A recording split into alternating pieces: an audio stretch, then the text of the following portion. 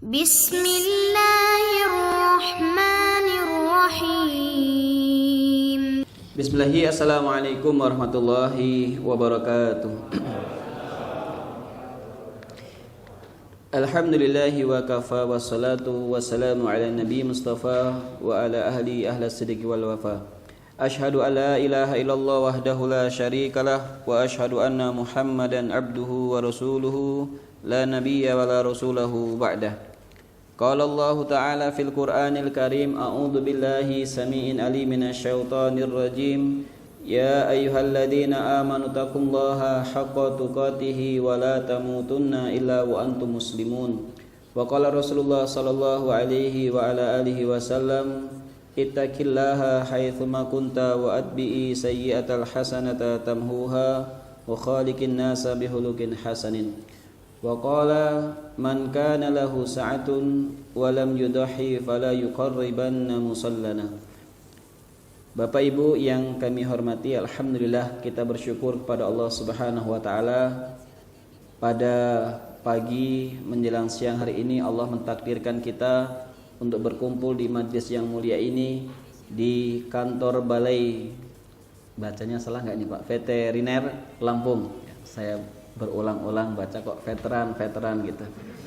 Dan alhamdulillah ini merupakan nikmat yang agung. Allah Subhanahu wa taala berikan kesempatan kepada kita untuk thalabul ilmi. Tidak ada guru, tidak ustadz di sini, semua kita seorang thalibul ilmi, para penuntut ilmu. Hanya saja tadi 3:30 saya sudah menyiapkan materi, jadi sementara saya lebih dulu membaca dibandingkan Bapak Ibu sekalian. Taib, salawat dan salam semoga tercurahkan pada Nabiullah Muhammad sallallahu alaihi wa ala alihi wasallam, pada keluarga, sahabat serta orang istiqomah menjalankan sunnah beliau hingga yaumil qiyamah. Saya akan bahas 2 poin. Pertama, fikih Zulhijjah. Ini tidak terlalu panjang, tapi nanti kita penjabaran di fikih udhiyahnya. Ya, paling tidak kita paham dari materi yang ada. Itu nomor HP saya. Jadi kalau nanti, biasanya saya kalau ngisi di kantor-kantor, beberapa kantor saya ngisi di Bandar Lampung, ada yang nanya ragu kalau pakai langsung, takut sama Pak Kasih, takut sama Pak Kadis. Nah, bisa WA. Nah, nanti namanya saya sembunyikan. Boleh, itu nomor WA saya, tapi mohon maaf sekarang saya nonaktifkan datanya. Kita akan membahas keutamaan bulan Zulhijjah. Yang pertama, dia merupakan salah satu bulan yang haram atau suci. Nanti Bapak Ibu yang berminat silakan WA saja, saya kirim materi ini. Boleh di-share kemanapun.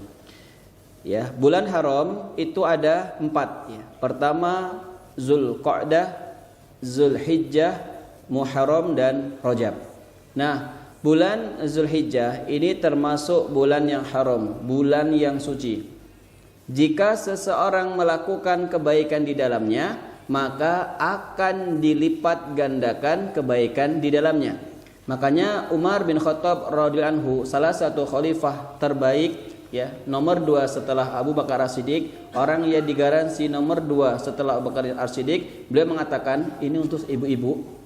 Ibu-ibu, kata beliau, jika punya hutang puasa, ya, imma karena sakit, imma karena hamil atau menyusui, misalnya mau mengqadha atau haid, ya, dari puasa ya yang wajib sebaiknya dibayar di bulan Zulhijjah ini.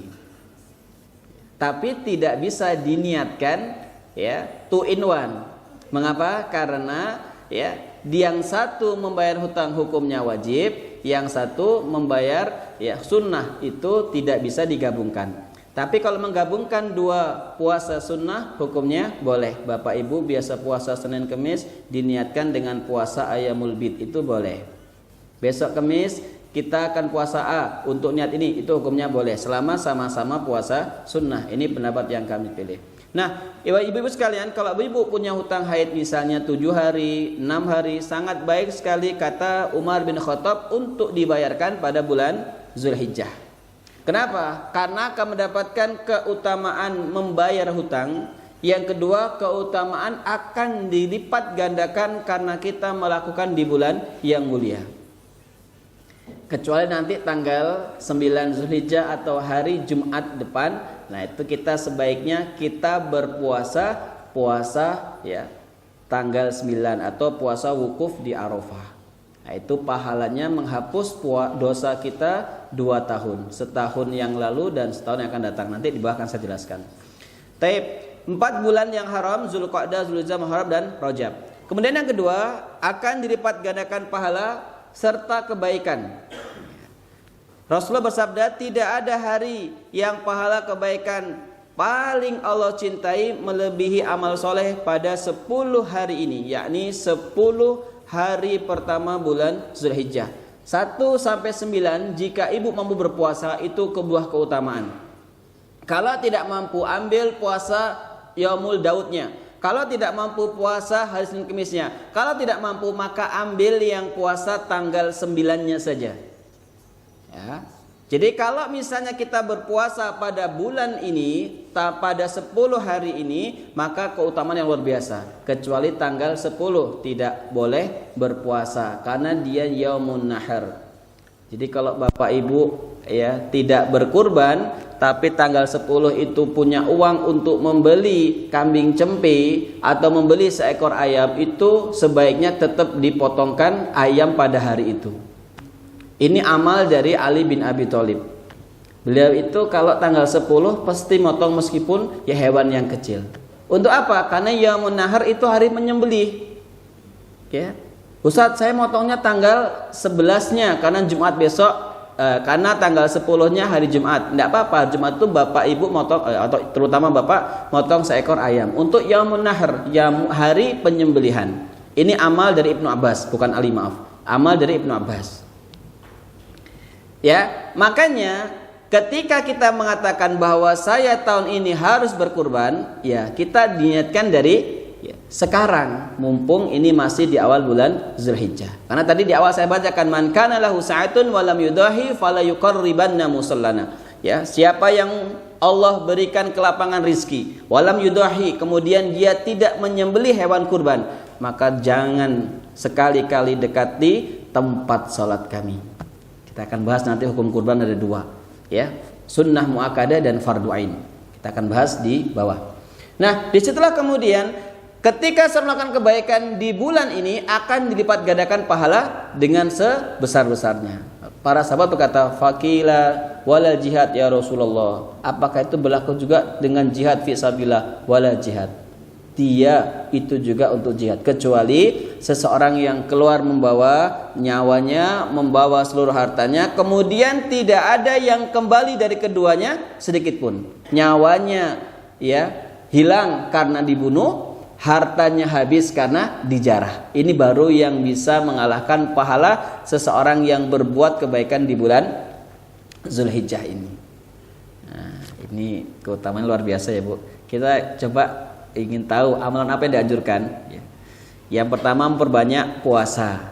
Hadis Hasan riwayat Abu Dawud ya, nomor 2437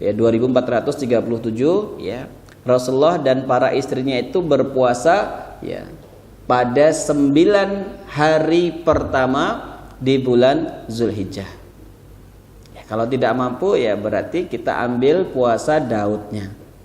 Kemarin puasa, sekarang enggak, besok puasa, seperti itu. Kalau enggak mampu juga ya maka kita ambil Senin Kemisnya. Jika tidak mampu juga maka kita nanti puasa tanggal 9-nya. Karena hadis riwayat Imam Muslim ya, man shoma yaumul arafah ahtasabu 'alallah ayyukafiru dzunubul sanatain ya. Siapa yang berpuasa pada hari Arafah, maksudnya tanggal 9 Zulhijjah, berarti kalau hitungan kita hari Kamis depan ya. Aku berharap Allah akan mengampuni dosanya selama 2 tahun. Setahun yang telah lalu dan setahun yang akan datang. Luar biasa. Jadi kalau Kamis besok kita tetap nggak puasa juga itu rugi. Rugi sekali. Kenapa? Karena itu hari yang sangat mulia. Meskipun itu hari yang berat untuk para tukang kambing itu. Kenapa tuh hari nganter-nganter itu? Kalau saya tetap puasa karena sudah ada tim ya. Ya kadang-kadang yang nganter, kok nggak puasa Pak De? Oh, kalau puasa kan banyak Pak Ustadz gak ada yang nganter. Alasan nganternya pakai mobil padahal. Ya, jadi seperti itu. Makanya, Iwan rahimakumullah, sayang kalau hari Kamis besok kita tidak berpuasa 1 hari. Yang pahalanya 2 tahun dari dosa kita akan dihapuskan oleh Allah Subhanahu wa taala. Meskipun sebagian ulama mengatakan itu dosa kecil, karena dosa besar akan dihapus dengan istighfar, dengan bertobat, maaf. Ya, seperti itu. Berikutnya yang kedua, ya, memperbanyak takbir, memperbanyak zikir. Makanya kalau nanti Bapak Ibu ketika menghadiri penyembelihan hewan kurban, ya, sebelum dipotong sebagian pada takbir Allahu Akbar, Allah, dan seperti itu hukumnya sebagian mazhab mengatakan boleh. Mengapa? Karena mengamalkan, ya, memperbanyak takbir di 10 hari pertama atau sampai hari tasyrik.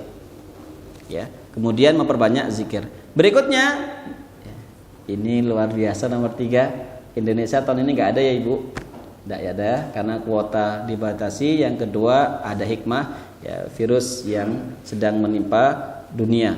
Ya. Ibadah haji dan umroh, ya, jika mampu. Jika tidak, ya sudah yang lain. Kemudian memperbanyak amalan soleh secara umum, sedekah, ya, tersenyum kepada sesama muslim, tapi tersenyum yang betul-betul lillahi ta'ala, bukan, ya, ada maksud modus. Nah, dengan lawan jenis, ya, senyum-senyum padahal sama-sama si gadis, ya, atau dia niatnya untuk memikat orang yang dia hadir, itu sebaiknya, ya, dihindari. Berikutnya, ya, berkurban. Tidak ada amalan yang paling Allah cintai di tanggal 10 Zulhijjah kecuali naharo, kecuali mengalirkan darah hewan kurban. Makanya kalau anak pribadi memang lebih memilih pendapat sunnah muakkadah. Hanya kalau mampu, ya sebaiknya setiap tahun. Karena ada paradigma yang kurang tepat. Kalau kita punya istri 1, anak 3, berarti 5. Kalau selama 5 tahun berturut-turut, tahun ini nama bapaknya, tahun berikutnya nama ibunya, sampai 5 tahun dia kurban terus sampai anak yang bungsu, dia tahun ke-6 gak kurban lagi. Kenapa Pak? Ya kan sudah korban semua. Ini kurang pas. Bahkan kalau ibu mampu, itu setiap tahun ngambil 5 nomor, 5 ekor kambing, itu lebih utama. Apalagi pesennya di showroom Raja Kambing, itu lebih utama lagi. Langsung masuk promosi ya Pak, ya nanti, ya nggak apa-apa kan, menyelam sambil mencari intan mutiara. Jadi kalau misalnya kita mampu 5, boleh. Tadi di situ saya di WA, Ustadz, kami jadi menitipkan 1 ekor sapi di Fikih untuk Pemula. Ya, saya punya komunitas namanya Fikih untuk Pemula, membernya hampir 2000. Tiap hari saya broadcast kecuali Ahad. Ya. Itu beliau menitipkan sapi. Sapi itu untuk dia, istrinya, 3 anak, bapak ibunya. Jadi beli sapi 21 juta dengan uang dia pribadi atas nama 7 orang. Nah, ini baru jos. Tiap tahun seperti itu. Tapi tahun kemarin dia kambing. Dia kemarin permisi Ustadz, tahun ini saya nggak beli kambing. Ustadz, oh iya Bu, nggak apa-apa. Ya, karena saya menunjukkan kepada sapi, tapi Ustadz yang motong. Ya, dan nggak apa-apa. Jadi kami ada 4 ekor sapi. Jadi bantu rahimakumullah, seperti itu. Kalau memang mampu, bapak anaknya 5, ya 7 dengan ibu. Bapak anaknya 2, 4 dengan ibu. Tapi kalau tidak mampu, bapak saja dan di atas namakan keluarga. Makanya kalau kita motong kami bismillahirrahmanirrahim kawalaka Allahumma taqabbal min Bapak Hasan wa ahlihi. Itu berarti untuk istri, anak, bapak dan seterusnya. Berikutnya bertobat. Ya, bertobat. Ya. Saya kutip di sumbernya Rumeso yang untuk poin ini. Baik, sekarang pengertian kurban. Nah, ini saya terjemahkan sebagian dari kitab ini, ya kitab aslinya saya bawa. Yang satu dari kitab, ada 3 kitab saya rujukan, tapi saya bawa cuma 1, nggak mungkin saya bawa. Dan saya sudah terjemahkan saja biar lebih mudah. Jadi dimaksud dengan udhiyat apa? Secara bahasa artinya penyembelihan, az-zabhu, nahara. Ya. Dalam bahasa Arab itu ada cara penyembelihan. Ya, saya tidak tahu dalam medis, tapi kalau bahasa Arab ada 2. Yang pertama zabaha. Zabaha itu menyembelih dengan cara dibaringkan jika memungkinkan menghadap ke kiblat. Biasanya untuk kambing dan sapi dan kerbau. Termasuk ayam juga kan dipegang seperti itu. Itu namanya zabaha. Kemudian jika menyembelih tanpa dirobohkan itu namanya naharo. Ya, fasolli li rabbika wanhar. Ya, naharo itu artinya dia dipotong dengan kondisi berdiri, biasanya untuk onta. Dan onta itu sunahnya naharo bukan zabaha. Ya, karena kalau dirobohkan ya susah ya. Kalaupun bisa itu tidak sesuai yang Rasulullah contohkan. Karena Rasulullah itu menyembelih onta dengan cara naharo bukan zabaha. Ya, makanya ayatnya fasolli lirabbika wanhar. Ya, wanhar di situ artinya penyembelihan. Secara syar'i jenis hewan khusus yang disembelih dengan umur yang khusus atau ditetapkan yang disembelih dengan niat mendekatkan diri kepada Allah Subhanahu wa taala pada hari khusus ketika didapatkan syarat dan sebabnya. Jadi kalau kita menyebutkan kurban itu mengatakan ya pokoknya yang penting hewan, ya nanti tidak semua hewan itu bisa untuk berkurban. Ya, yang bisa dijadikan hewan kurban hanya al-an'am. Al-an'am itu 3. Pertama unta, ya, kemudian sapi atau kerbau, yang ketiga kambing. Jadi tidak ada kurban perasaan. Tapi Ustaz tadi mengatakan kok ayam? Ya, ayam itu hanya mengamarkan wanahar, yakni zabaham, tetap menyembelih, tidak diniatkan untuk kurban, tapi agar kita tidak berlebih-lebihan menanti datangnya ya kupon ketika ya tanggal 10 Zulhijjah. Bagus sekali Bapak Ibu kalau kurban itu Bapak Ibu ikut makan ya daging yang dikurbankan, itu sunnah. Jadi Ibu misalnya kurban kambing itu kalau di tempat tertentu dapat paha belakang 1. Kalau sapi biasanya dapat daging sekian kilo tergantung kesepakatan. Nah itu makan pakai daging itu sebuah keutamaan, itu sunnah. Tapi tidak apa-apa disedekahkan semua karena mungkin ibu punya saudara tinggalnya di Medan, ya dia minoritas Muslim misal ya Bu, butuh kurban untuk dikirim, ibu transfer uang ke sana, mereka yang memberikan juga boleh disedekahkan semua. Tapi kalau ibu kurbannya di sini, bapak di sini, sebaiknya ya bagian jatahnya itu diambil, nanti dimakan dengan keluarga. Ya, ini tadi hari pemotongan yang khusus itu berarti dari tanggal 10 sampai 13 Zulhijjah. Hukum udhiyah ya, ada 2. Jadi kalau kita membahas ini, yang pertama sunnah muakkadah yang sangat ditekankan. Pendapat ini yang kami ambil, ini pendapat jumhur ulama ya. Pendapat Imam Malik, Asy-Syafi'i dan Ahmad termasuk sahabat-sahabat yang mulia. Pendapat yang kedua, hukumnya wajib ya, kecuali sedang melakukan ibadah haji di Mina, maka dia hukumnya sunnah. Nah, ini pendapat dari Imam Rabi'ah, Al-Auza'i, Abu Hanifah, Al-Lais dan sebagian ulama Malikiyah. Jadi kalau kita ngomong wajib berarti berdosa kalau dia tidak menunaikan. Tapi kita ngambil yang pertama sunnah, tapi sudah muakkadah. Kalau mazhab Maliki lainnya mengatakan sunnah wajibah, sunnah yang diwajibkan. Nah, ini kalau tidak bisa tiap tahun kita kiaskan sebagaimana haji, yakni 5 tahun sekali. Bisa lah ya Pak, Ibu 5 tahun sekali. Bisa lah kalau ambil nomor sapi 3 juta. Kalau kambing di tempat saya itu yang paling murah 2.300.000. Meskipun nggak besar, hanya dia syarat dan ketetapan syarat syar'i dia masuk. Nah, ini bisa kok kalau kita niat, karena yang penting itu dia punya niat. Tidak mesti mampu secara harta ya. Hari Senin kemarin, karena anak saya ini jatuh dari motor yang nomor 5 ya, dibonceng mamasnya. Jadi punggungnya itu agak sakit. Jadi saya urut ke tukang urut di daerah Kota Baru sana ya, 9 kilo dari rumah saya. Ya. Jadi imboknya itu ngasih kopi saya. Ya. Pak Ustadz, ya, sedang puasa? Tidak. Ya, saya tidak puasa, Bu.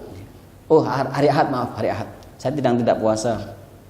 Dia ngomong, alhamdulillah Ustadz, tahun ini saya bongkar celengan pakai bumbung. Ya, pakai bumbung dan saya buka ternyata ada 4 juta. Jadi ini penjual. Bapak Ibu tahu nggak Pak, marning.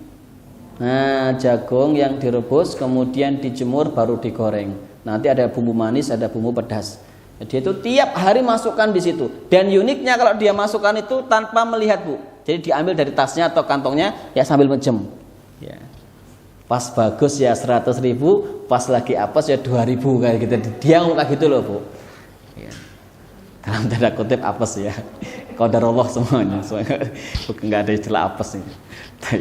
Jadi dibuka itu sekian ya. Dia cerita, alhamdulillah Ustadz ya, pakai bahasa Jawa. Kulo niki setiap tahun gitu tuh. Dia ngomong, jadi kurban itu menurut saya bukan orang yang mampu Ustadz, tapi orang yang mau. Ya saya madek tuh, iya juga ya. Makanya alhamdulillah saya buka usaha kambing 2007 sampai sekarang belum pernah absen dengan izin Allah Subhanahu wa taala. Bahkan sudah 3 tahun ini saya sudah ngambil 2 nomor, saya dan istri. Mungkin tahun depan anak pertama, terus seperti itu sampai 8 ekor saya bisa berkurban. Kenapa? Karena penting untuk menjaga ya ihya sunnah ini. Oke, kita mengalih pendapat sunnah muakkadah. Kalau seperti itu, ya berarti tetap kita maksimalkan dulu. Bahkan mazhab Hambali itu mengatakan boleh berhutang bagi orang-orang yang betul-betul tidak pernah berkurban dan ini kesempatan terbaik dia untuk berkurban. Mazhab Hambali mengatakan boleh. Misalnya kita kurban motong tanggal 31 atau tanggal 1 Agustus. Ternyata ada bayaran tanah tanggal 10, itu boleh dia hutang dulu karena ada rentan waktu 9 hari, nanti tanahnya cair, ada bayaran, dia tinggal membayar nilai yang ditetapkan. Seperti itu boleh. Ya, jadi sampai hutang yang seperti itu hukumnya boleh. Ya. Ada teman saya Pak, ya, kemarin terakhir di rumah sakit Abdul Muluk itu didiagnosa anaknya umur 14 bulan, itu jantungnya apalah gitu, harus dibawa ke Jakarta. Dia datang kepada saya, Ustaz saya mau kurban. Loh kan antum butuh duit. Nggak Ustaz, saya niatkan dengan keluarnya darah hewan kurban saya nanti, ya itu juga keluarnya penyakit dari tubuh anak saya. Disebutin nama anaknya. Masya Allah ya Pak. Tawasul bil amal soleh. Ya. Tapi ini 2 juta dulu Ustaz, yang 1 juta tanggal sekian ya. Tanggal 28 saya kajian Ustaz, ya enggak apa-apa. Jadi Allah harus seperti itu. Kadang di saat-saat pandemi seperti ini yang ada orang tertentu penghasilannya betul-betul berkurang, ya itu kalau kita niatkan untuk berkurban tadi, bisa jadi ini kurban terbaik dari sekian puluh tahun kurban dulu yang pernah kita lakukan. Kalau dulu kurban ya biasa, masanya bisnisnya lancar, usahanya lancar. Tapi di masa pandemi ini kan banyak yang collab ini. Saya Pak biasanya H-7 itu sudah laku di atas 100 ekor. Sekarang Pak, boleh nggak saya ngomong sebagai itu? Sekarang Pak, saya 40 saja belum habis. 40 ya baru laku 38 tadi pagi.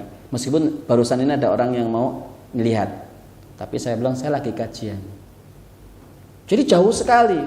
Tapi justru dengan seperti itu hikmahnya apa? Kadang tukang kambing juga butuh istirahat untuk ya dalam tanda kutip Pak, istirahat untuk mencatat ya dagangannya supaya kita tahadus bin nikmah dalam sisi yang berbeda.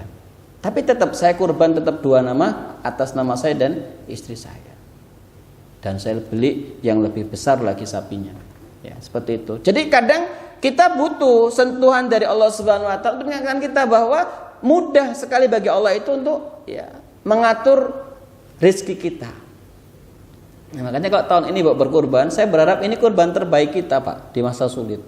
Terutama orang-orang yang penghasilannya tidak tetap ya. Kalau saya kan tidak tetap Pak. Yang tetap itu honor ya, 875 gaji saya. Itu mau tak ambil biasanya ketika mau masuk itikaf. Jadi 10 amplop sekalian ya gitu. Ya. Sampai sekarang sama bendara Pak Ustadz, ini gajinya kapan diambil? Nanti sajalah. Kalau sudah ada 5 amplop ya biar lumayan. Jadi seperti itu. Kadang kita butuh ya sentuhan dari Allah untuk menyadarkan kita. Lihat hikmah dia ada 3 ini ya, mendekatkan diri kepada Allah. Masya Allah Bu, betul. Kita tidak akan miskin jika berkurban. Kita tidak akan rugi jika berkurban. Yang kedua, memberikan kelapangan kepada para fuqara dan masakin. Mereka itu makan daging hanya setahun sekali bisa jadi. Kecuali kalau ada yang akikah samping rumah atau mungkin naikin kap rumah baru motong wedhus. Itu saja. Itu pun kalau kebagian. Kemudian yang ketiga sebagai ungkapan rasa syukur kepada Allah. Yang keempat menghapus dosa kita, baik karena melakukan dosa besar atau meremehkan kewajiban. Maaf 4-nya kurang turun ya Bu. Ya, jadi ini luar biasa hikmah ini ya, bagi orang-orang yang mau berkurban Allah siapkan 4 hal tadi. Ya, mendekat ini sebagai bentuk pendekatan diri kepada Allah Subhanahu Wa Taala. memberikan kelapangan kepada fuqara ya, sebagai ungkapan rasa syukur dan menghapus dosa kita. Bahkan dalam satu riwayat hadis, meskipun sebagian hadis mengatakan hadis ini lemah ya, tapi kita bisa jadikan hujah karena untuk targhib wa tarhib ya. Rahmat Allah itu akan diberikan kepada para mudhahi sebelum tetesan darah dari hewan kurbannya telah sampai menyentuh bumi. Itu rahmatnya sudah Allah turunkan kepada orang yang berkurban tadi. Luar biasa. Meskipun hadis ini ya riwayat Imam Abu Daud, ada yang mengatakan lemah, hadisnya lemah, tapi lemahnya itu tidak jidan, tidak banget. Dan untuk bab targhib wa tarhib, motivasi dan ancaman itu boleh menggunakan hadis lemah. Selama tidak dhaif jidan, tidak lemah sekali dan tidak hadis maudhu, tidak hadis palsu. Saya tidak cantumkan karena terlalu panjang. Tapi di kitab Syarah Bid'ul Mustahid itu ada. Ya, dijelaskan oleh penulisnya. Nah, bismillahirrahmanirrahim, ini penting untuk kita ketahui. Berikutnya umur hewan. Sekedar mereview ya Pak, kan Bapak semua kebanyakan para dokter hewan, tapi secara fikih seperti ini. Kambing itu berumur 1 tahun, masuk tahun kedua. Kecuali mazhab Maliki itu mengatakan boleh kurang dikit, misalnya 11 bulan itu boleh. Ya. Jadi kalau kambing yang sudah 1 tahun itu biasanya gigi bawahnya sudah tanggal. Orang Jawa ngomong poel. Saya tidak tahu istilah poel itu seperti itu ya. Tapi 1 tahun. Ya, kecuali Malik Syafi'iyah. Ya, sebagian Syafi'i mengatakan berumur 2 tahun untuk keabsahannya. Yang kedua, sapi atau kerbau. Kerbau itu bukan kerbau ya. Berumur 2 tahun masuk tahun ketiga.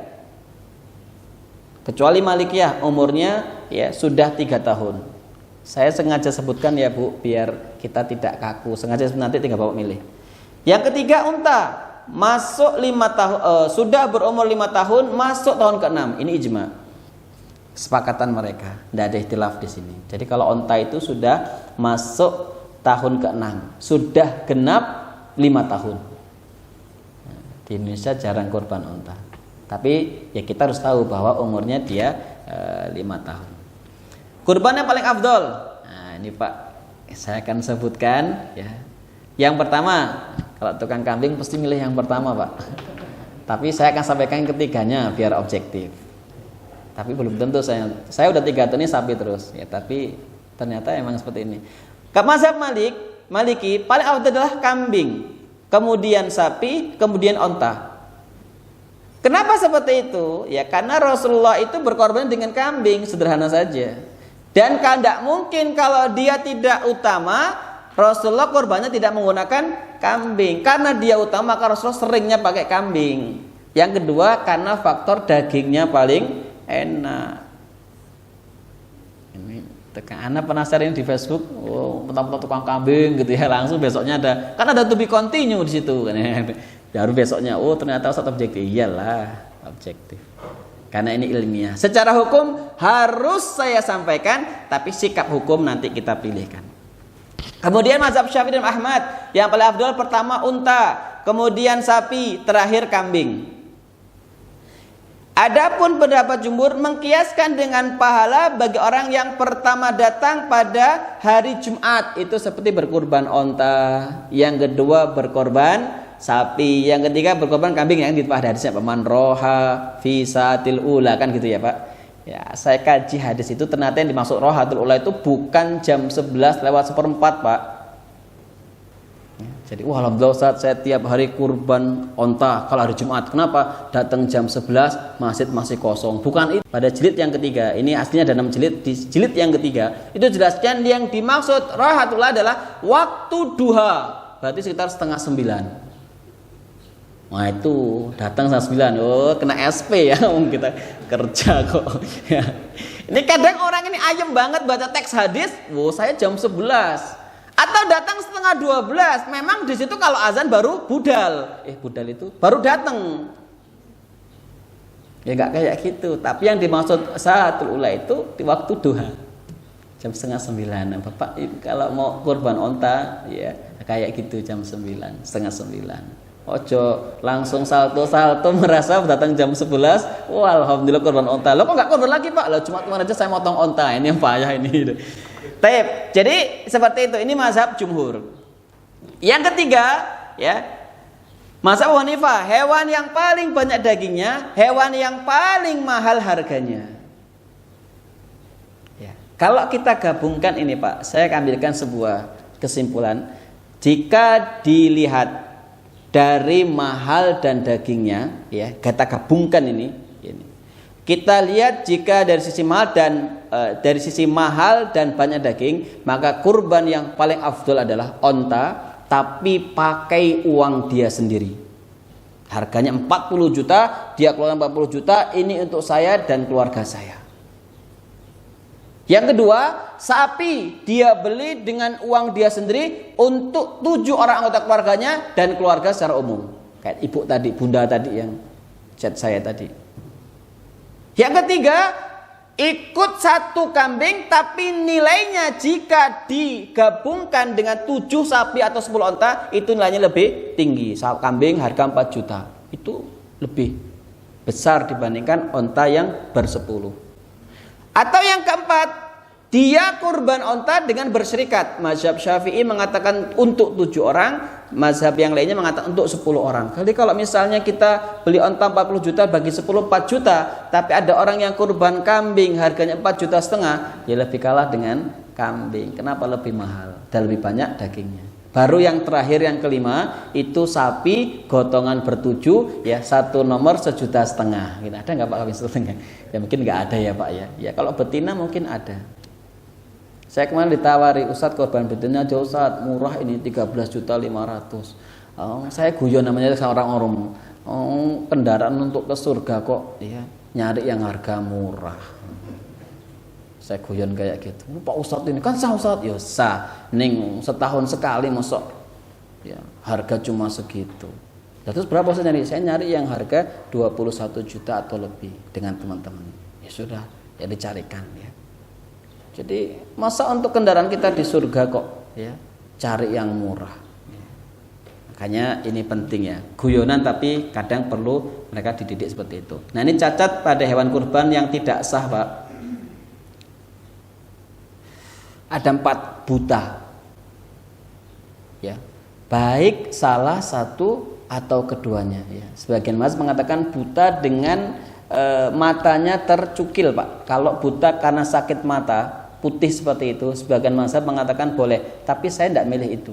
Ya namanya buta, ya dia tetap tidak bisa dipakai. Ya, tapi kalau dia merah-merah masih bisa melihat, kalau di dekat dia menghindar, berarti dia sudah melihat, itu sudah sah. Berikutnya sakit parah dan terlihat jelas sakitnya. Bapak lebih paham, ibu lebih paham. Ya. Saya kalau di kandang itu melihat kambing jegrik seperti itu, ya, dingkluk saja, rukuk terus sambil flu, nah itu saya langsung, ya, kalau bapak punya obat sendiri, kalau saya tukang obat sendiri, jadi saya langsung kasih amoxicillin, ya. Ya, makanya di rumah itu saya stok amoxicillin dan paracetamol banyak. Maka tukang apotek, bapak kok beli banyak banget buat apa Pak? Buat kambing, ya. Ya termasuk obat mencret itu saya pakai obat ya diabet, ya makanya banyak. Itu ya gitu Pak, saya tidak tahu, mudah-mudahan nggak dilarang Pak dokter, tapi ya selama ini kami sembuh gitu saja ya, namanya pragmatis saja ya, namanya orang tarbiyah nggak ngerti amat kayak gitu, tapi alhamdulillah. Jadi kalau diabet itu dia parah sudah berlendir, saya langsung minumin 3, hidup ya alhamdulillah, mati ya boleh, gitu Pak kami prinsipnya, dan alhamdulillah hidup ya, karena kambing saya sendiri jadi nggak bingung juga ya, jadi langsung. Nah terus yang berikutnya 3 itu pincang, tapi pincang maksuroh, pincang karena kakinya itu patah, ya, maktuun, ya. Jadi dia kalau misalnya pincangnya ketika diantar, ya diikat pakai rapia atau kain, kemudian diturunkan agak pincang, ini dalam fikih tidak disebut maksuroh, tidak disebut pincang, hukumnya boleh. Tapi kalau dia ini Pak kambing murah Pak, tapi pincang karena dulu kakinya patah, tidak boleh Pak, tidak sah. Atau kambing itu ketika diantar pakai mobil, ternyata waktu diturunkan lompat, lupa nggak pakai ya parasut, kakinya patah, itu tukang kambingnya harus ganti Pak. Karena kalaupun dia dipotong, dia jatuhnya sedekah, bukan udhiyah, tidak sah. Baru yang keempat sangat kurus hingga tidak nampak ada dagingnya. Kalau dalam sabda Rasul mukhun artinya sumsum Pak. Sumsum saja tidak ada apalagi balungnya, disenggol langsung gelebak nih. Lunglit itu ya. Isinya balung karo kulit ya. La yamutu wala yahya, hidup segan mati tak mau. Nah, kayak gitu. Itu tidak sah untuk kurban. Tidak boleh. Murah Ustaz, ya murah, tapi masa kendaraan surga kayak gitu ya. Intermezzo sama tukang-tukang kambing saya. Jadi tidak bisa seperti itu karena memang ini bagian dari keabsahan keabsahan dari kurban kita. Ya, wallahu a'lam bishawab. Berikutnya, ini kapan waktu penyembelihan hewan kurban? Ulama sepakat tidak sah menyembelih hewan kurban sebelum matahari terbit. Ya, kapan waktu paling cepatnya? Imam Syafi'i dan seterusnya setelah sholat Id, Pak. Paling cepat, ini pendapat yang ada mazhab, tapi pendapat jumhur setelah sholat Id dan setelah khutbah. Makanya khutbah dari Idul Adha itu sebaiknya jangan terlalu panjang. Cukup wasiat kepada Allah, kemudian khusus Idul Adha itu ada wasiat kepada an-nisa, kepada para wanita. Itu khusus lebaran haji, itu khotib terakhir sebelum berdoa, istausu bin nisa. Dia memberikan wasiat kepada wanita. Kenapa seperti itu? Wallahu a'lam. Karena wanita biasanya yang kecuali dirahmati Allah, ibu-ibu ini insya Allah enggak termasuk. Karena biasanya wanita itu yang paling menghalangi suaminya untuk berkurban. Seperti itu. Kecuali yang dirahmati Allah ya Bu, ibu enggak. Masa kurban Pak, kemarin sudah kurban, kulkas saja udah 2 tahun enggak ganti, kurban terus. Itu cat rumah sudah berantakan, nggak perlu Pak kita ganti cat, biasanya kayak gitu. Itu perempuan yang di sana Bu jauh ya, yang di sini enggak, ya, sebagian enggak beda. enggak ibu enggak. Kalau istri saya alhamdulillah dukung ya. Kami sejak 2002 usaha kambing itu alhamdulillah ya selalu berkurban, jadi berusaha seperti itu ya sampai nanti Allah menetapkan takdir yang terbaik untuk kami berdua. Jadi seperti itu. Kalau misalnya dia Idul Adha itu khutbahnya sebaiknya diperingan. Ya, yang penting di akhirnya ada wasiat untuk an-nisa, ya, untuk para wanita. Hadis ini sahih, ya, terkait masalah ini. Berikutnya, siapakah yang berhak untuk menyembelih? Bapak sendiri yang berkurban. Bapak sendiri yang menyembelih hewan kurban yang kita kurbankan. Kecuali jika tidak mampu, sah diwakilkan kepada orang yang sudah biasa. Daripada niate motong jempol sing ya lepas ya wedhuse berdiri kan repot. Loh kok padahal udah putus, padahal jempol dia yang jatuh. Loh memang kalau enggak biasa motong enggak bisa, Pak. Kalau saya tadi ngomong sama Pak Kasih tadi, saya kalau 1 bulan itu bisa 30-an ekor, 40 untuk akikah ya, Pak. Bisa lebih. Ya. Kalau dengan digabung bisa lebih. Jadi ya alhamdulillah lah sampai kapan napasnya keluar baru saya potong itu ya, karena dulu saya talak itu saya belajar langsung juga sama yang ahli. Jadi ketika itu dipotong kan dilihat ini kalau dia napasnya sedang masuk jangan dipotong, karena kalau napasnya sedang masuk dipotong bau. Makanya kenapa orang kambing itu baunya perengus ya, kenapa? Karena napasnya sedang masuk, tapi ketika keluar itu nah gitu kelamaan tunggu lagi baru dipotong. Setelah itu adabnya adalah ikatnya dilepas biar dia kalau bahasa Inggrisnya itu gejol-gejol, ngerang-ngerang seperti itu. Kenapa? Untuk membersihkan darah, semakin bersih keadaan dagingnya. Makanya banyak orang yang nggak doyan kambing tak bilang, anak punya produk namanya Malbi Ngangeni. Baru kemarin tak urus Pak di saya sedang bertemu beliau. Jadi nama merek saya itu Raja Kambing. Kemarin baru tak daftarin. Sudah 3 minggu lalu, tapi kemarin ada sosialisasi dan saya diundang. Itu merek dagang saya namanya Raja Kambing dan satu menu makan namanya Malbi Ngangeni. Itu orang kalau makan itu pasti kangen. Bukan sama orangnya tapi sama rasanya. Kenapa? Nggak bau. Sayang tadi nggak ada potongan jadi nggak ada prakteknya. Kapan-kapan boleh ya. Jadi orang nggak doyan kambing tak bilang makan dulu. Kalau ibu muntah lagi, ibu minta uang berapa? 200 Ustaz, tak kasih. Tak suruh makan dulu. Dengan catatan anak yang motong kambing itu bukan beli di pasar. Dan istri saya yang mengolah. Karena kami punya triknya. Seperti apa agar kambing itu tidak bau. Banyak orang yang tobat dengan kambing makan. Saya tidak promosi Pak, ini fakta bahwa memang saya sudah 13 tahun usaha ini. Jadi bukan kaleng-kaleng gitu ya. Ya iya. Ya. Bukan bangga, tapi ini perlu ditahu bahwa bapak, ibu, bapak kalau akikah besok sama saya gitu loh ya. Ya, insya Allah syar'i. Wah langsung promosi. Jadi seperti itu. Jadi ketika menyembelih itu bapak langsung. Tapi kalau tidak bisa minta tolong ustadz untuk memilihkan juga sah, tidak apa-apa. Itu mustahab. Mustahab itu dianjurkan. Kapan akhir penyembelihan? Nah ini Pak, saya lebih cenderung milih pendapat yang kedua, dan ini yang dipakai di Indonesia. Jadi hari pertama Jumat sampai 3 hari berikutnya. Ini yang saya pilih. Ini yang saya pilih, dan inilah yang pendapat dari mayoritas ulama. Jadi kalau hari lebaran kita besok Jumat, berarti terakhir motong Sabtu, Ahad, Senin sore. Saya milih pendapat Senin sore sebelum asar. Ada pendapat yang kedua Senin sore atau hari keempat sore sebelum maghrib. Kalau saya asar. Kenapa? Dia bisa neteli, bisa dibagi sebelum matahari tenggelam. Memang fikih itu luas Pak. Ya, saya itu membaca kitab yang cukup bagus.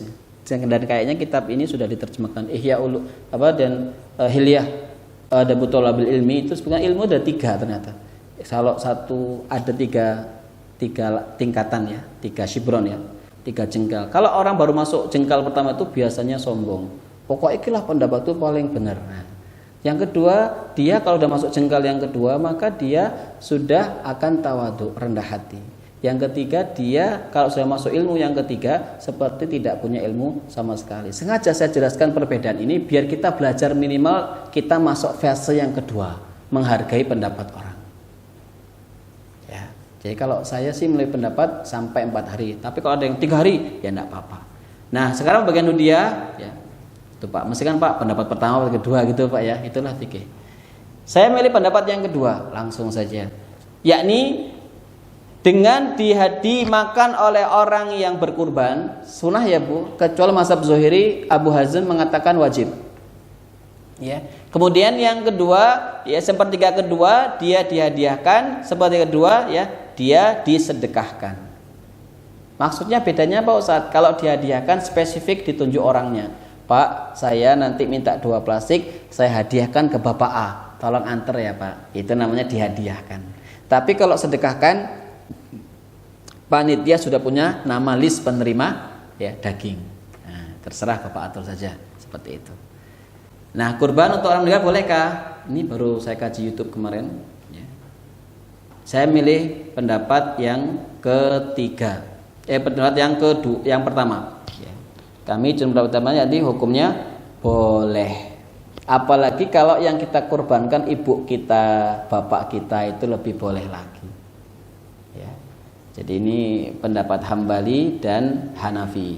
Ya. Jadi boleh ibu punya uang untuk 2 ekor ya, 1 ekor untuk ibu sendiri, 1 ekor untuk ibu yang telah meninggal dan bapak ya misalnya atau bapak yang telah meninggal ya, itu hukumnya boleh. Ya, jadi ini penting untuk saya sampaikan ketiga-tiganya biar kita tidak kaku. Enggak boleh itu kan gitu-gitu. Ada 3. Bagi antum yang tidak boleh berarti kita bermazhab Maliki, makruh. Ya, udhiyah untuk orang yang telah meninggal. Kenapa? Ya, nggak ada dalilnya. Ya, mengatakan yang kedua kecuali ada wasiat baru boleh. Kalau tidak perlu dan seterusnya. Ya, baik, habis materinya. Ini singkat saja Pak. Ya, karena nanti saya suka kalau ada tanya jawab karena untuk perluaskan sambil saya mengaktifkan HP saya. Monggo kalau ada yang mau bertanya baik langsung maupun via ini nanti kita saya serahkan Pak moderator. Barakallahu fikum. Benar datang dari Allah Subhanahu wa taala, salah dari kami. Wassalamualaikum warahmatullahi wabarakatuh. Waalaikumsalam. Banyak hal yang dihadirkan beliau yang terkait dari pemakaian kurban juga. Insyaallah kita mencatat semua yang dari Kamis depan Pak Arso 59 jangan lupa poso. Nggih. Nah, tadi kayaknya banyak mencatat tadi yang itu, Ustaz. Yang boleh berutang tadi itu kayaknya banyak mencatat tadi. Oh iya. Terutama sama ajak kami. Iya. Bapak Ibu sekalian, silakan. Ada yang ingin ditanyakan? Monggo Pak Suryo.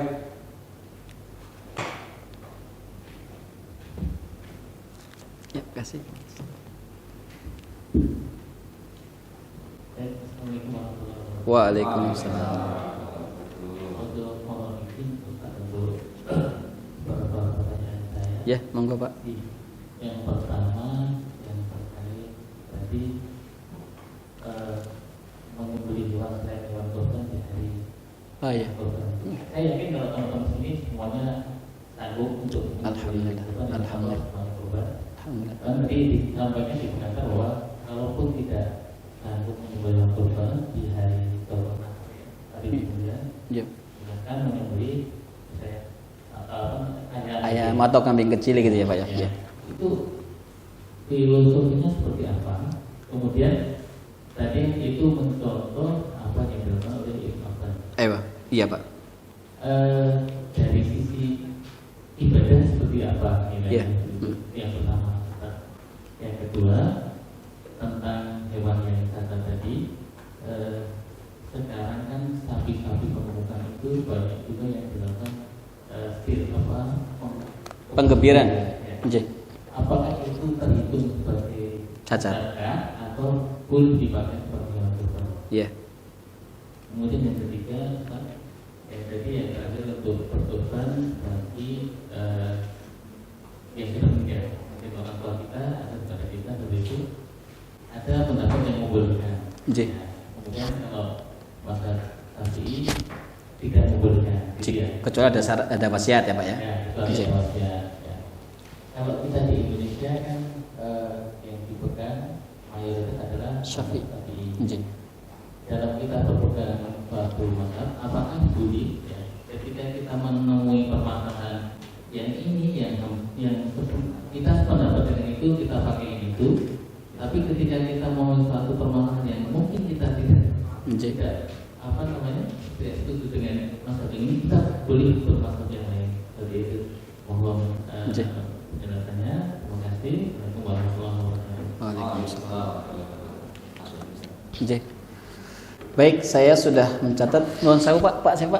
Suryantana. Pak Suryantana. Baik. Barakallahu fikum. Tapi namanya Suryantana, panggilnya Pak Suryo. Pertanyaan pertama, menyembelih selain hewan kurban. Ya. Ada apa filosofinya? Dua Pak. Ya, ini menurut ulama ahli usul, terutama mazhab Syafi'iyah. Yang pertama, agar kita bisa mengalirkan darah karena memang itu hari penyembelihan. Ini filosofi pertama. Karena kita tidak mampu, kita pakai kaidah mala yudraku kulluhu la yudraku kulluhu. Sesuatu yang tidak sempurna kita bisa tunaikan, maka jangan tinggalkan sama sekali. Ini berarti masuk bab istihbab, saran dan anjuran. Ya, berarti jika tidak dilakukan tidak masalah. Tapi sebaiknya kalau kita melakukan berarti kita menghidupkan perbuatan dari sebagian sahabat. Filosofi kedua, mengapa kita perlu menyembelih meskipun kambing belum umur atau ayam sekalipun? Yang kedua, agar kita tidak terlalu berharap kalau memang kita tidak berkurban, ya kita tidak nunggu-nunggu kok nggak diantar dari masjid A ya. Jadi tidak angah-angah banget. Kalaupun nggak diantar kita sudah punya. Meskipun kurban itu bisa untuk orang kaya, beda dengan zakat, beda dengan sedekah. Ya. Kalau kurban itu Pak, Bapak hadiahkan ke seorang kadis saja itu boleh. Saya kurbanin, saya hadiahkan 2 paket untuk Pak kadis saya, Pak kasih saya, boleh. Karena memang kurban itu beda dengan sedekah. Tidak harus fakir miskin, tidak. Tapi boleh untuk itu. Jadi filosofinya itu, pertama kita bisa mengamalkan fasholli li rabbika wanhar. Yang kedua, agar kita tidak terlalu berharap kita dapat bagian. Jika memang hari itu kita nggak berkurban, kalau kita berkurban kan kita ada hak sepertiga ya Pak, seperti itu. Wallahu a'lam bishawab. Yang kedua, gebir. Gebir ini Pak, memang ada pembahasan fikih cukup luas ya. Saya tidak mungkin menjabarkan semuanya. Intinya ada 2 pendapat. Pendapat yang pertama, dia mengatakan boleh. Kenapa? Karena gebir itu tidak merusak Nggak apa-apa Bu, nggak apa-apa. Takdir. Sudah. Karena kebir itu tidak merusak dari keutamaan daging yang ada. Bahkan dengan dikebir bisa jadi dagingnya lebih banyak. Jadi kaidahnya seperti itu. Setiap cacat yang tidak mengurangi keabsahan kebaikan dari daging hewan kurban, maka dia cacat yang dimaafkan. Ini pendapat yang pertama. Sebagaimana kalau Bapak beli hewan tanduknya patah sebelah. Ya, kalau memang dengan patahnya tanduk itu tidak mengurangi kualitas dari daging hewan kurban, sah. Tapi kalau dengan patahnya tanduk dia jadi kurus, tidak sah. Kecuali kalau patahnya ketika akan dipotong masih mengalir darah, mazhab Maliki mengatakan tidak boleh. Karena dia dikhawatirkan keluarnya darah tadi bisa mengurangi kesempurnaan dari hewan yang ada. Ini pendapat yang pertama. Setiap cacat yang tidak mengurangi urgensi pentingnya daging yang baik, maka dia hukumnya sah. Jadi kalau misalnya dia dikebir secara ini boleh. Yang kedua, pendapatnya tidak boleh karena itu cacatnya dibuat. Ya kan aslinya ininya dua, apa Pak bahasa pelir ya Pak ya? Apa bahasanya? Testis ya. Testisnya kan ada dua. Tapi dia sengaja dihilangi. Ya itu pendapat yang kedua tidak boleh. Itu termasuk bagian dari cacat. Ya. Bahkan kalau mazhab Maliki, mazhab Syafi'i itu telinga ditindik untuk tanda saja ini sapi dari mana, mazhab Maliki mengatakan tidak sah loh Pak. Tapi pendapat jumhur sah. Nah, jadi Ustadz milih mana? Pendapat ini yang saya pilih adalah jika memang dia dikebiri, diniatkan untuk menambah dagingnya semakin produktif, semakin banyak, hukumnya sah. Tapi kalau dia menggebir itu dia niatkan ya untuk menghilangkan syahwat secara mutlak, tidak untuk memperbaiki kualitas dari daging, tidak sah. Jadi saya lebih cenderung lihat kondisinya. Ya. Jadi kalau korban kambing sanglir, sapi sanglir itu secara jelas ini ijma ulama sah. Kadang-kadang orang, korban kambing sanglir, paham ya Bapak Ibu sanglir? Testisnya cuma satu, aslinya dua, nih satunya kecil. Iya, tidak turun yang satu. Bapak lebih paham, lebih paham. Itu kalau secara fikih, ijma ulama sepakat. Tapi kalau yang sengaja dikebir, memang ada dua pendapat. Sah kalau memang dikebirnya itu niatnya untuk mau meningkatkan kualitas dari daging. Tidak sah kalau dia menghilangkan memang sengaja mencacati atau menghilangkan ya nafsunya sehingga nanti dagingnya berkurang. Ini beda niat, beda hukum. Ya kalau anak pribadi lebih cenderung ya lihat kalau memang dia melihat pendapat yang kedua, kalau memang dia menghilangkan itu untuk meningkatkan kualitas dagingnya, ya tidak apa-apa. Ya, wallahu a'lam bishawab. Yang ketiga meninggal boleh Kak? Jadi Pak untuk bermazhab memang ya tidak wajib. Hanya dia dianjurkan. Terutama untuk orang-orang yang dia tidak punya guru yang bisa ditanya mana yang paling sahih di antara arok itu pendapat-pendapat yang ada.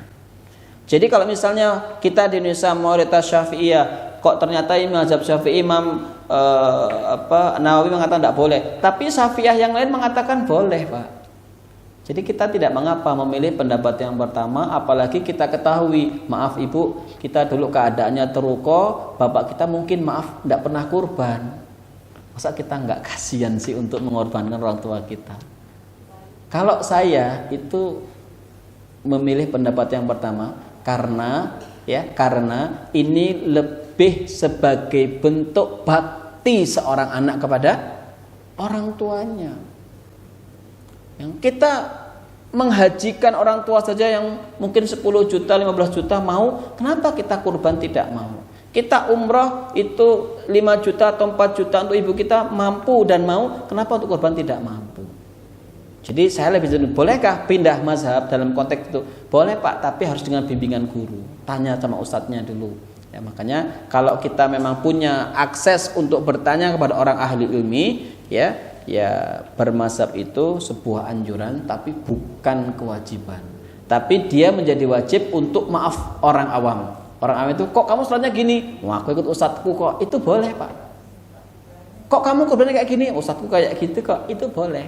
Nah itu jadi bermazhab dengan gurunya. Itu tidak apa-apa. Ketika kita yakini guru kita memang ilmunya baik ya seperti itu. Wallahu a'lam bishawab. Niku nggih Pak. Ya, yang lain mungkin monggo Pak.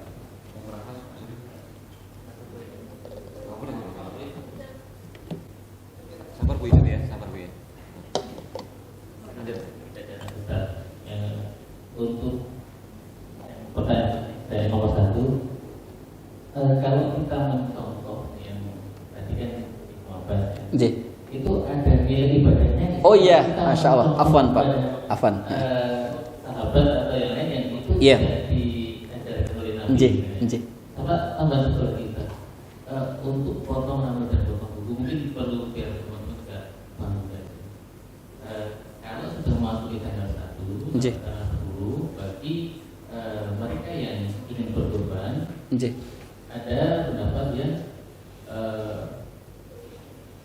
jangan memotong rambut dan kuku. Tapi ada pendapat lain yang membolehkan itu gitu. Mohon beneran ini juga terima. Ya. Saya tadinya mau menampilkan itu Pak, tapi qadarullah waktunya nggak cukup tadi. Tapi di fanspage saya Nur Ahmad FUP sudah saya kaji di situ tentang masalah memotong kuku. Jadi yang pertama tadi berpahala tidak berpahala Pak. Mengapa? Karena setiap kebaikan yang disandarkan kepada siapapun selama dia baik hukumnya berpahala. Kenapa? Karena sahabat itu mendapatkan gelar radhiyallahu anhum wa radu'an. Allah ridho kepada mereka dan mereka ridho kepada Allah. Yang pertama itu. Yang kedua, Rasulullah bersabda, khairul quruni qarni, tsummal ladzina yalunahum, tsummal ladzina yalunahum. Sebaik-baik masa yang terbaik adalah masaku. Di kurun di situ adalah masa, yakni zamannya Rasulullah bagi para sahabat. Mereka ini paling baik dalam sisi pengamalan hadis-hadis dan Al-Qur'an. Berarti ketika kita mengikuti mereka, itu kita mengamalkan surat At-Taubah ayat 111. Ya. Wasabiqunal awwalun minal muhajirin walladzina hum, dan terus nanti radhiyallahu anhum wa radu'an. Terus yang kedua, kita mengamalkan sunnah Rasulullah, hadis riwayat Imam Al-Bukhari, khairul quruni qarni. Jadi berpahala. Jadi insyaallah berpahala meskipun ya kita tidak mampu, tapi Rasulullah kan enggak melakukannya. Maksudnya Rasulullah korban terus. Rasulullah korban terus, bahkan ya beliau minimal 2 ekor ya seperti itu. Kemudian memotong kuku. Kalau yang kami ketahui riwayat itu ya adalah riwayat Imam Muslim. Rasulullah SAW menyebutkan jika sudah masuk tanggal 1 ya Zulhijjah, dalam riwayat lain riwayat Ibnu Abu Dawud. Kemudian kalian sudah berniat untuk berkorban, wala ya'khudanna, itu kalimatnya zanna ya'khudanna, artinya jangan sekali-kali engkau memotong rambut kuku yang kalian miliki hatta yudhiyah, sampai hewan kurban tadi disembelih. Jadi ana lebih cenderung memilih pendapat ini ya, meskipun ana belum tahu, saya belum tahu ada riwayat dari ulama lain yang membolehkan untuk tidak memotong. Tapi gini Pak, kalau dia diatasnamakan untuk kita, maka kita sendiri yang tidak boleh motong. Tapi istri kita, anak kita, orang tua kita yang kita hadiahi pahala tadi, yaitu tidak mengapa. Itu berlaku untuk orang yang diatasnamakan. Atas nama saya, ya udah berarti saya sampai tanggal 10 nanti, sampai hewannya disembelih, tidak boleh motong. Ternyata motongnya dari tasrik, ya berarti mau dari tasrik. Jadi saya memilih riwayat itu Pak, dan saya belum tahu ada ulama yang menyelisihinya. Kalaupun ada, ya sudah kita hargai, ya kita hargai karena bisa jadi ada dalil lain yang belum saya ketahui tentang penempatannya. Jadi itu Pak Ibu. Silakan Bu Syarifah. Bu Syarifah, ya Pak. Monggo Bu. Assalamualaikum warahmatullahi wabarakatuh. Waalaikumsalam. Pertanyaan saya sederhana aja Pak Ustaz. Iya silakan Ibu. Biasanya kan kita melakukan kurban. Iya. Berkurban kan mengatasnamakan apakah diri kita sendiri, Iya Bu. Suami, Iya Bu. anak atau orang tua gitu. Nah, ada satu pendapat yang menyatakan bahwa jika ingin melakukan kurban dalam satu keluarga, mengatasnamakan kepala keluarga, maka itu telah mewakili atas nama keluarganya tersebut. Iya. Tidak perlu atas nama per orang. Nah, bagaimana dengan pendapat ini? Mohon pencerahannya Ustaz. Iya. Terima kasih. Assalamualaikum warahmatullahi wabarakatuh. Waalaikumsalam. Iya, saya akan jawab. Kalau keluarga A tadi hanya mampu berkurban setiap tahunnya 1 ekor kambing, maka betul ibu, cukup diatasnamakan kepada bapaknya saja. Nah, adapun untuk ibu dan anak-anak itu masuk kepada pahala dari kurban tadi. Kenapa? Karena memang mereka golongan manusia yang dinafkahi oleh suaminya. Jadi secara otomatis masuk. Namun jika ibu punya penghasilan juga, sebaiknya ya ibu berkurban atas nama ibu, bapak juga berkurban sama bapak. Anak nanti ikut di antara kita berdua. Mana yang paling baik niatnya. Nah ternyata kita ada lagi tahun depan tambah lagi 3, maka ambil anak yang pertama. Terus sampai kita mampu berkurban atas nama suami kita dan anak-anak. Tapi kalau hanya mampu setahun 1 ekor kambing atau 1 nomor sapi yang kita ambil dari masjid yang dekat dengan rumah kita, maka cukup nama bapak, itu sudah all in, anak dan istrinya langsung. Mana dalilnya? Dalilnya ada hadis sahih, ya saya ini langsung baca kitabnya. Rasulullah ketika menyembelih hewan kurban, bismillahi hadza minka walaka. Ya Allah, ini darimu dan untukmu. Allahumma taqabbal minni wa ahli. Ya Allah, terimalah kurban ini dariku dan untuk keluargaku. Padahal Rasulullah tiap tahun kurban, bukan hari ini atas nama beliau, besok Aisyah, besok Khadijah, enggak gitu. Besok Ummu Salamah, tidak, tapi atas nama beliau. Anni wali wa ahli. Bahkan kambing yang kedua, beliau mengatakan wali ummati lam yudahi, dan juga untuk umatku yang mungkin kelak tidak mampu berkurban. Nah, kita nih jangan, kalau bisa untuk orang-orang yang malas kurban, jangan bawakan hadis ini. Nanti kata Rasulullah, wis dikurban ke tenang ya. Enggak pernah kurban tapi kulkas tiap tahun ganti, ini kan masalah. Mobil tiap bulan ke salon, ini kan masalah. Nah, berarti ya di sini kadang-kadang ya memang enggak perlu kita sampaikan ke orang-orang yang malas kurban. Oh, Rasulullah udah kurban, tenang, ayem. Bukan kayak gitu. Maksudnya, kita lihat secara hadisnya, itu saking sayangnya Rasulullah kepada umatnya biar merasakan pahala keutamaan dari berkurban. Tapi tidak menggugurkan kewajiban bagi yang mampu. Jadi harus tidak secara tekstual, tapi harus kita lihat secara hadis ini. Kita ya bu, betul atas nama bapak. Neng itu akan tetapi. Kalau ibu mampu membeli, berarti 2 atas nama suami dan ibu. Demikian. Nah, bagaimana Ustadz kalau suami sudah meninggal, kita sudah penghasilan atas nama ibu dan untuk suami dan anak-anak juga boleh. Demikian. Wallahu a'lam bishawab. Yang lain silakan, masih ada waktu. Tangan sama lalu, tangannya sudah Kalau langsung dari niatkan untuk anak misalnya boleh juga. Boleh Pak, tidak apa-apa, tidak masalah. Boleh. Itu nomor saya Bapak Ibu, monggo di nanti yang minta materinya, insya Allah saya pindahkan dulu ke HP, nanti saya kirim PowerPoint-nya. Dan ini untuk konsultasi, tapi mohon maaf saya tidak melayani semua, tapi saya melayani khusus fikih.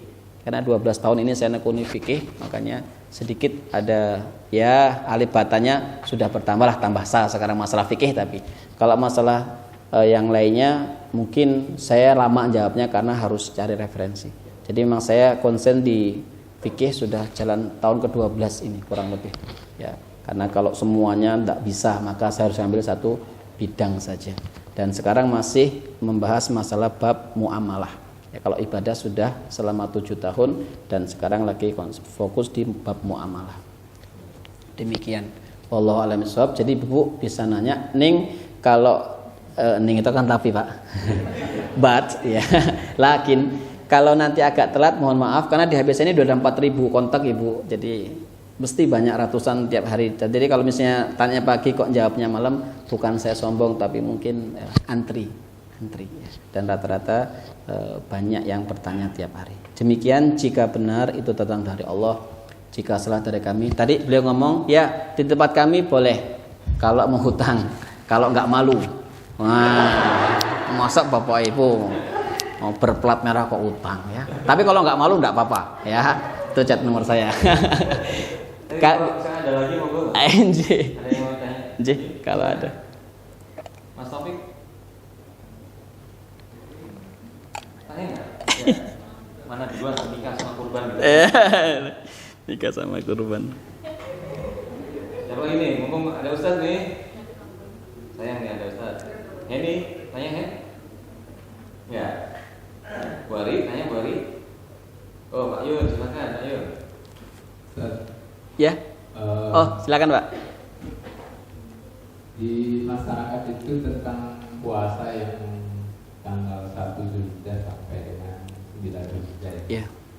Biasanya saya dulu sering dengar tuh dari bapak, dari orang tua Muslim. Nah itu puasa dari tanggal 1 sampai 9. Seperti yang Ustaz tadi paparkan, mohon mungkin dijelaskan kembali. Iya. Sebenarnya tadi saya sudah cantumkan, hanya memang hadisnya tidak saya cantumkan, cuma riwayatnya. Jadi hadis yang menerangkan tentang itu adalah hadis riwayat Abu Dawud. Ya, hadis riwayat Abu Dawud. Nah ini Abu Dawud nomor 2437. Hadis ini sanadnya hasan. Rasulullah Shallallahu Alaihi Wasallam jika sudah masuk tanggal 1, maka di akhir bulan Sya'ban, di akhir bulan Zulqa'dah itu beliau manggil istri-istrinya, mengingatkan besok kita puasa ya selama 9 hari.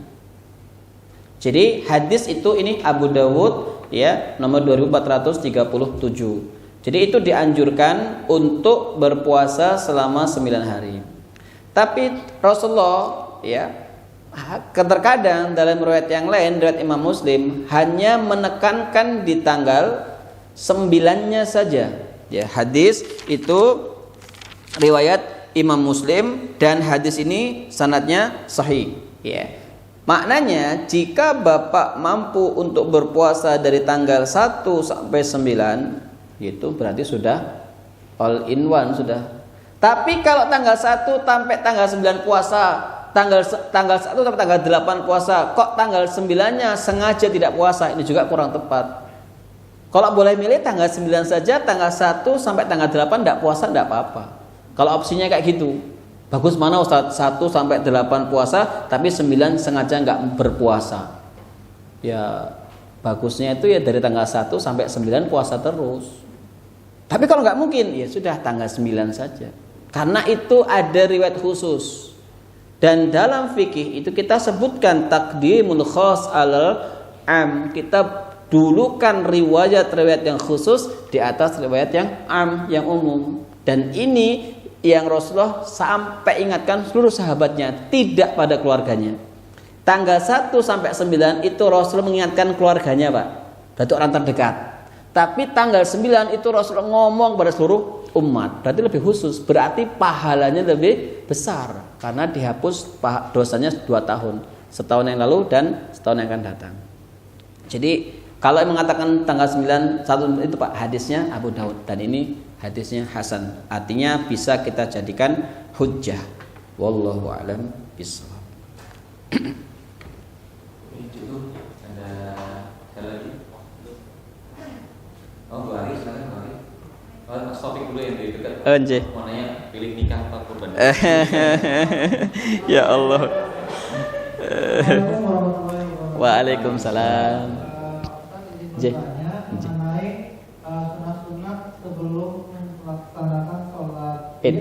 Jadi di situ dijelaskan kalau misalkan sholat Idul Fitri bahwa disunahkan untuk makan minum. Betul. Kenapa di sholat Idul Adha itu sebaiknya kita tidak makan dan minum? Iya. Itu apakah dimaksudkan ini ibaratkan tidak minum sedikit sama sekali baru pulang ini, kemudian ada lagi di situ kalau Idul Fitri dan Idul Adha disunahkan supaya pulang Dari jalan yang berbeda. Itu kenapa? Ya. Terima kasih. Assalamualaikum warahmatullahi wabarakatuh. Ada sebuah kitab ini kecil karena cuma 200-an halaman. Judulnya Fiqhul Hikmah, ya, Fiqhul Hikmah atau Fikih Hikmah. Kenapa Idul Adha itu tidak makan sementara Idul Fitri makan? Ini pertanyaan luar biasa ini. Kenapa Idul Adha itu tidak makan? Supaya kita segera selesai sholat Id, segera memotong hewan kurban dan makan berbukanya pakai daging hewan kurban itu. Ini yang paling bagus puasanya. Baru sampai zuhur puasanya. Nah, Udah gitu waktu motong jagalnya motornya bocor lagi. Wah, 2:30 baru makan. Nah itu. Namun para ulama mengatakan tidak mesti seperti itu. Sampai khutbah itu selesai kita boleh makan.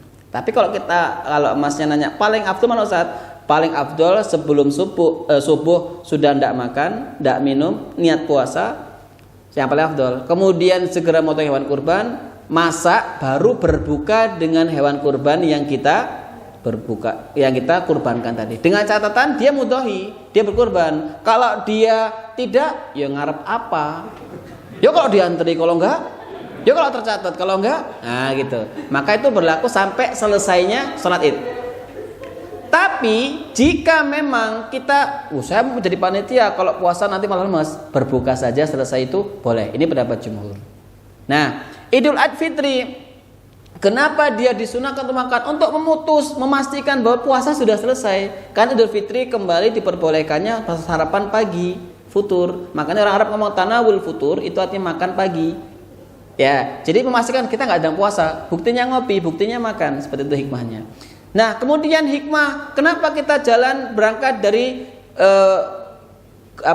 blok A, pulang dari blok B, supaya ketahuan syiar. Oh, tadi yang berangkat ke sini bajunya warna putih, kok sekarang bajunya merah. Berarti kaum muslimin ya banyak, padahal sama saja, cuma tuker aja, lukiran tempat saja. Hikmahnya gitu agar syiar bahwa berarti memang kaum muslimin banyak. Buktinya tadi berangkat warna hijau, ini pulang warnanya merah. Berarti orangnya banyak. Padahal yang hijau lewat yang merah lewat jalan putih, yang putih lewat jalan merah gitu. Buku ini bagus banget, Pak. Saya tidak tahu ada bahasa Indonesianya apa enggak. Seperti itu. Wallahu a'lam bishawab. Gitu ya, Pak ya. Ya, Mas. Ada Ibu? Oh, monggo, Bu. Waalaikumsalam.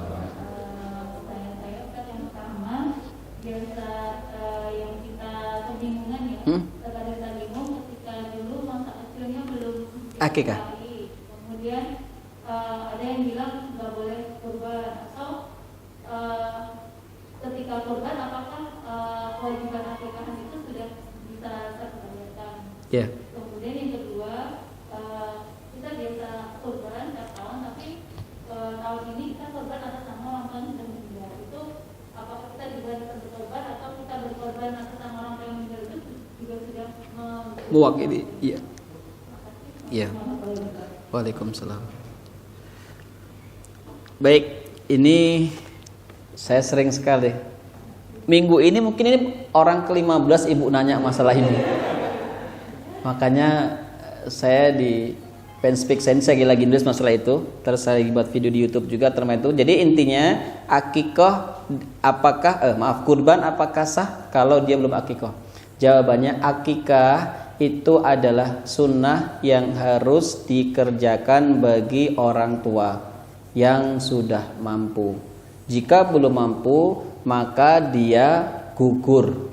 Imam Bali mengatakan hanya 3 waktu, hari ke-7, 14, 21. Mazhab Syafi'i mengatakan selama belum balik. Mazhab yang lain pokoknya kalau belum mati sebaiknya diakikohi. Bahkan Al-Hasan Al-Basri mengatakan sah mengakikohi diri dia sendiri. Nah, adapun kurban itu fardiyah, masing-masing personal. Maknanya itu tidak ada kaitan dan sangkut pautnya dengan akikah, dengan kurban. Kecuali kalau anak ibu lahirnya tanggal 3 Zulhijjah, tanggal 10 itu berkurban, itu niat kurban sama akikah, itu ada ulama yang mengatakan boleh menggabungkan 2 niat. Tapi kalau kita sudah dewasa, tidak, saya belum menemukan riwayat kurbannya tidak sah kalau belum akikah. Nah ini mematikan karakter ini. Karena kita nanti yaudahlah saya akikah dulu aja, kurban dulu, bingung. Jadi ini ibadah yang beda-beda, tidak bisa kita gabungkan. Ibu mau kurban apa akikah dulu? Ya kurban. Tapi kalau nanti ibu milih pendapat Al-Hasan Al-Basri mau amang akikah nabung lagi, boleh. Tapi kalau sudah masuk bulan Zulqa'dah Zulhijjah, ya paling utama berkurban ibu.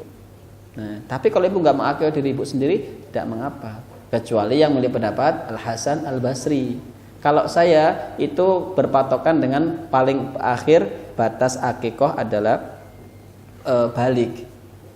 Tapi kalau ibu mampu, ya niatnya sedekahlah, kalaupun nggak jadi akikoh jadilah, yang penting sedekah hadiah, tidak apa-apa. Yang penting ada sedekah, tidak apa-apa, boleh. Adapun sekarang berhubung untuk orang meninggal dunia, apakah kita syukur? Kalau tahun ini ibu memang mengatasnamakan spesifik untuk orang tua kita yang telah meninggal, apakah kewajiban itu ada pada diri kita, pada kita mampu? Jika ibu mampu, maka 2. Betul. Untuk yang telah meninggal 1, untuk ibu 1. Ning, kalau tidak mampu, maka ibu fokus kepada ibu yang meninggal dulu, tahun depan baru ibu kembali. Tidak apa-apa seperti itu. Jadi apakah dapat pahala Ustaz? Dapat pahala wong ibu yang beli. Ya, hanya memang nanti kalau pembahasan ulama itu kalau dia mampu memang sebaiknya 2. Ya, karena hukum dari kurban itu nanti ada 2. Dia sunnah muakkadah kalau secara umum, tapi dia ada wajib kalau nazar. Misalnya ibu ngomong kalau tahun depan saya bisa menjadi kadis, saya mau kurban seekor kambing. Kalau mazhab Abu Hanifah itu mengatakan dia wajib kurban 2. Kurban memenuhi nazar, kurban karena dia mampu. Tapi kalau kurban karena nazar, ulama sepakat tidak boleh ngambil bagian sepertiga. Kok nggak ngambil bu? Saya nazar. Memang nggak boleh. Ibu beli kambing lagi untuk motong. Nggak boleh. Tapi kalau kurban sunnah, ya sunnah muakkadah, ini dapat jatah sepertiga. Ini pendapat yang saya pilih. Jadi kalau korban nazar itu memang nggak boleh ngambil ibu. Pati-pati itu bahasa Jawa ya bu. Sudah jelas-jelas ingin kita niatkan nazar kok ikut cawe-cawe ngambil. Tak boleh. Karena hadis yang mengatakan wa yuqalu ahlihi sulus itu hadis untuk kurban sunnah. Adapun kurban yang dia nazar itu ada ahkam sendiri. Demikian. Wallahu a'lam bishawab. Waalaikumsalam. Ya, Pak. Oh, silakan Pak.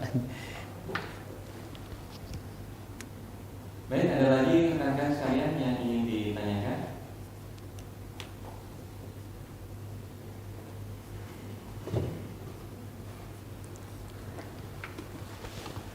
Silakan Pak.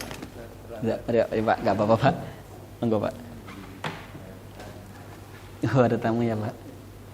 Oh, silakan teman-teman. Cukup?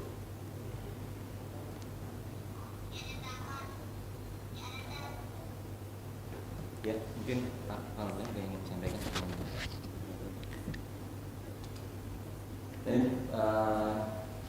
Baik teman-teman sekalian, alhamdulillah kita di penghujung acara. Kami mohonkan kepada Ustaz untuk bisa berdoa, memohon Ustaz untuk memimpin rekan saya.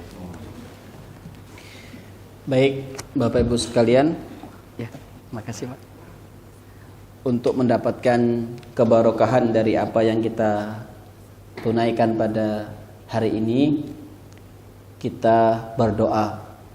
Dan dalam riwayat Sahih Imam Muslim, Rasulullah menyebutkan tidaklah seorang hamba yang menyebutkan satu huruf saja dari Al-Quran ketika akan berbuka, yakni surat Al-Fatihah, maka akan diijabah doanya.